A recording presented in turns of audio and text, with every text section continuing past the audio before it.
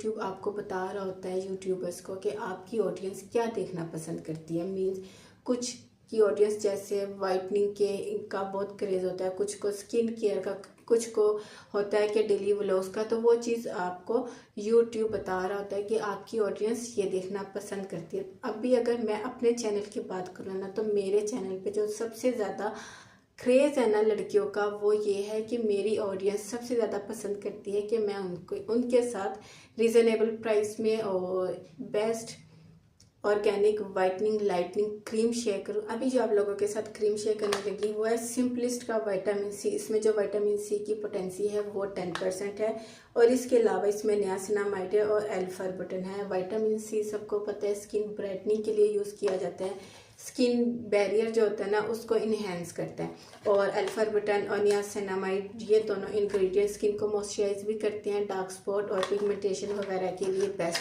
Best होते हैं। अच्छा, यहाँ पे एक चीज़ बता दूं कि मुझे कमेंट आते हैं कि क्या ये बहुत डार्क और बहुत ज़िद्दी किस्म की जो मिलाजमा या पिगमेंटेशन है उस तरह की पिगमेंटेशन मिलाजमा या फ्रेकल्स को भी रिड्यूस करते हैं।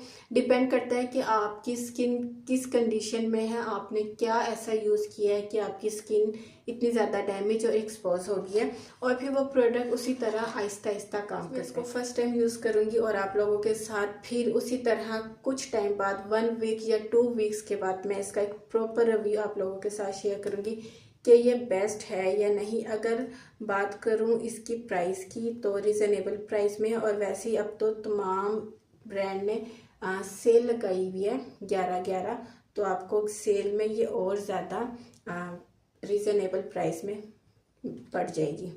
यहाँ पे अप्लाई करूँगी।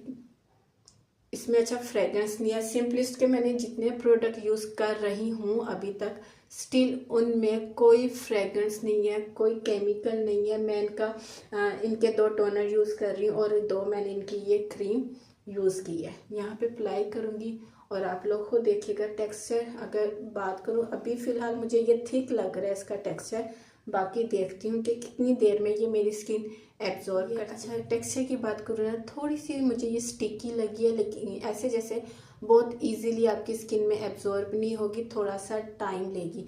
आप इसको बहुत ज़्यादा रब नहीं कर सकते। अगर आप इसको बहुत ज़्यादा रब करोगे ना, ये आपकी स्किन के साथ स्किन से उतरेगी। अभी का मैं एक्सपीरियंस बता रही हूँ, क्योंकि अभी मैंने इसको डायरेक्टली अपने फेस पे अप्लाई किया। कुछ वेदर आपको पता है बहुत ज़्यादा ठंडा हो चुका है, और मैंने स्किन पे कुछ नहीं अप्लाई किया था, डायरेक्टली मैंने अपनी स्किन पे ये अप्लाई की थी।